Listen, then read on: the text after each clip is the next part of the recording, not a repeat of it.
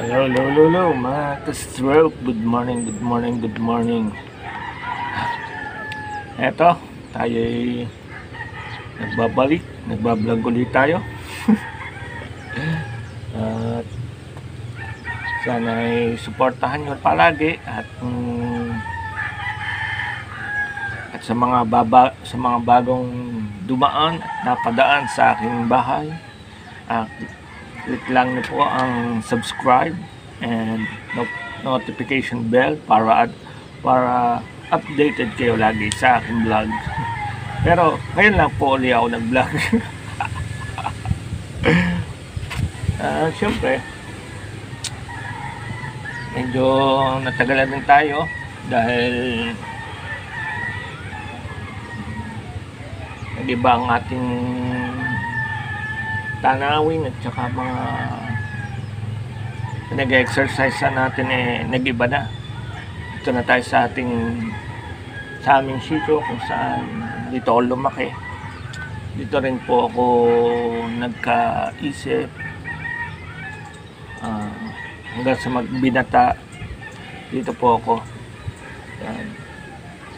At dito na muli bumalik ako nung mamatay po ang aking ama. Yung bahay doon sa village pinagbili na po sa amin pinsan, sa mag-anak din po namin, kaya okay lang. Pinagbili ng aking ate, sa kanya naman yun. Yun. Ano pa nga ba?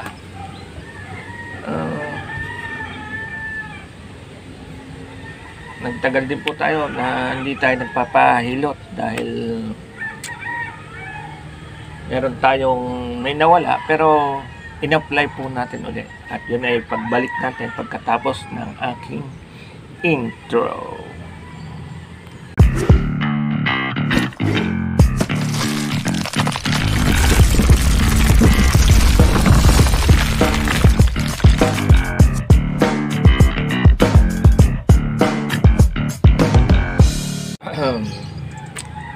Yan, tapos na po ang ating intro. So, yun nga, may nawala po sa atin. Nawala ang ating tinatawag doon ng ating disability sa SSS dahil siya partial lang. Pag partial, meron siyang end. Kada 3 years po siya. Tapos i-apply nyo po ulit. Pero ang pag-apply ko po ngayon ay para sa total disability na. Hindi naman po kasi total disability tayo ay bedridden. Dahil yun pong inaanas ang mga ng ating neuro na hindi daw dapat total disability ang tawag doon dahil nakakalakad pa tayo pero may disability, yung merong hindi tayo nagagawa na dati nagagawa natin. Ang bale ang tawag po dito ay yung disability by environment. Yun, by environment po doon po na ang nakakasakop po doon ay yung stroke, yan, at saka yung mga pilay na bangga, ganun, na na siya, na wheelchair, ganun. Yun po ay by nature po ang disability doon. Yun po ang bali ang tinutukoy ng mga neuro na doktor. Dahil nagtalo pa po kami nung neuro ko, sabi ko, total disability po ang ano kung total disability? Hanggang siya nabasa niya, kaya pala, total disability kayo dahil by environment. Yun po pero kung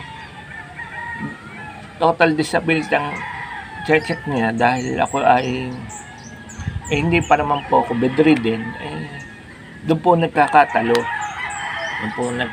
ang mga neuro namin, ang mga doktor, pagka gano'n ang sinabi.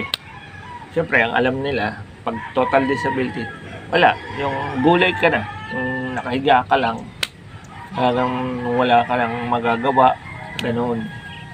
Pero by nature, yun po kaming mga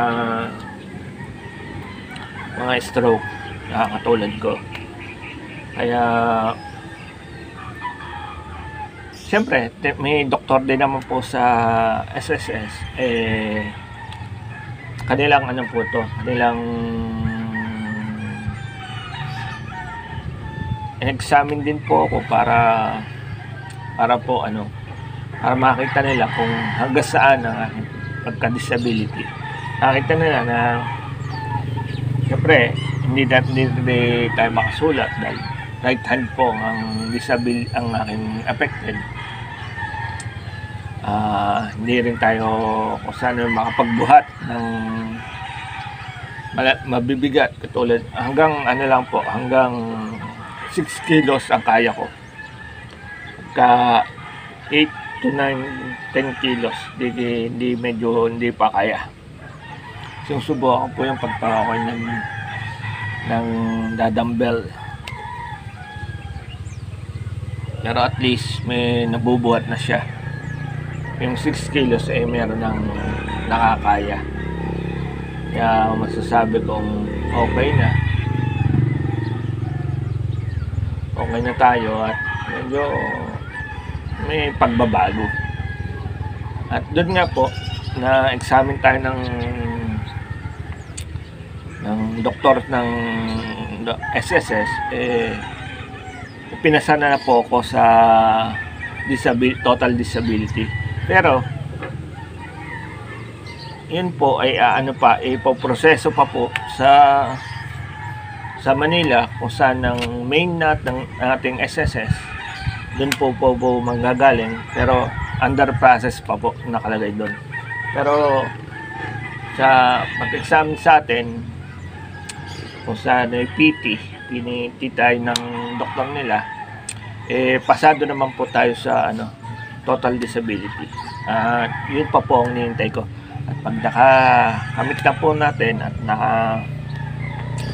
nakapasa na po, sana bumalik na siya, makapagpahilot na uli tayo para makapagpahilot na uli. Dahil sa ngayon, wala pa po tayong ayuda na dumadating. Kaya tulong muna ng mga pinsan, kamag-anak, dahil wala nga po ang kapatid. Kaya yun lang po umaasa.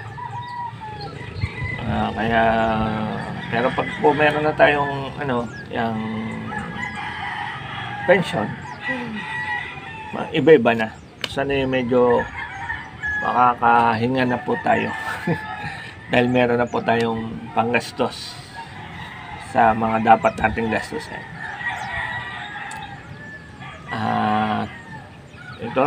Dito na nga po tayo exercise dito sa amin. At ito ko lang po sa inyo ang lugar. Yan. Ito po.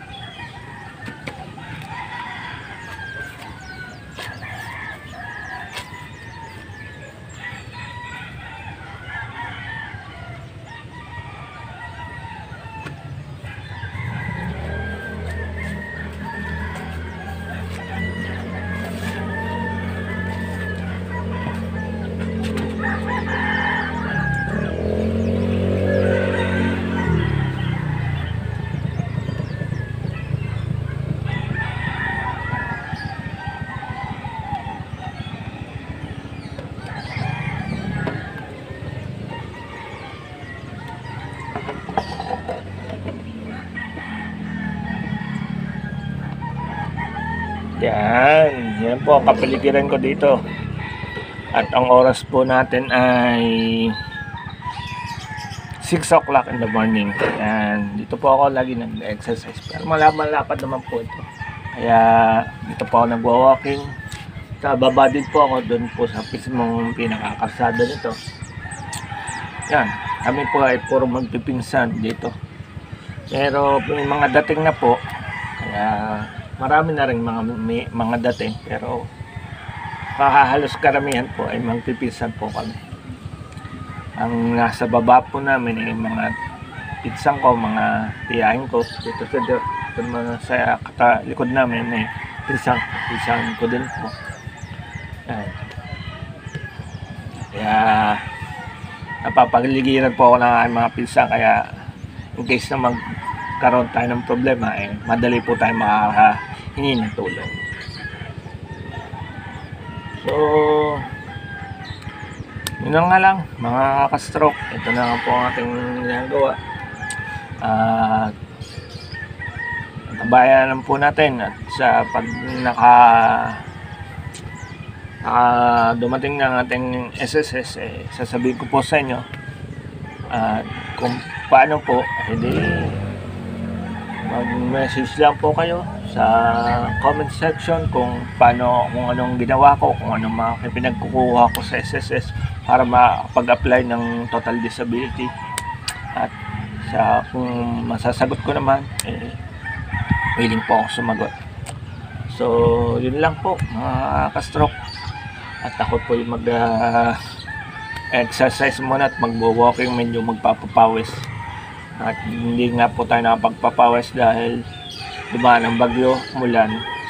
Ngayon umiinit na po ulit, kaya goods na. So mga ka-stroke, hanggang dito na lang ulit, at bye bye.